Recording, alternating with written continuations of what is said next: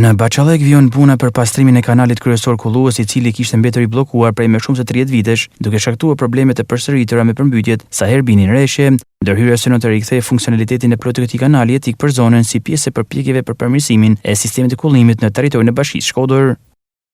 Bashkia Shkodër, në bashkëpunim me bordin e kullimit Lezhë, po bën të mundur pastrimin e këtij kanali Kullues, i cili ka shumë vite si nuk është pastruar.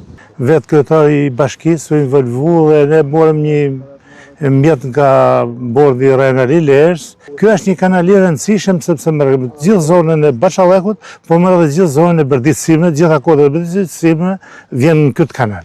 Është një fakt që në kushtet që jena na po bën një punë e shkëlqyeshme se duket vetë, edhe do bëjnë shlim të plot të kësaj zonës. Ne gjithnjë kena kërku që njerëzit mos t'i hedhin betoninat e për kanale, pasi ne po me shirat e vjeshtës, se shirat e vjeshtës janë të rëmbyshme dhe janë të shpejta, po u tregu që janë këto betonina që janë hedhën për kanale, që ne kanë kriju disa probleme. Kjo ndërhyrje do të eliminoj sipërmbytjet që dalin gjatë stinës së rreshjeve tek haku i Bërdiçës dhe domosdoshmërisht është një pastrim i cili ka vlet dhe është i domosdoshëm me kërkesën e viteve të banorëve.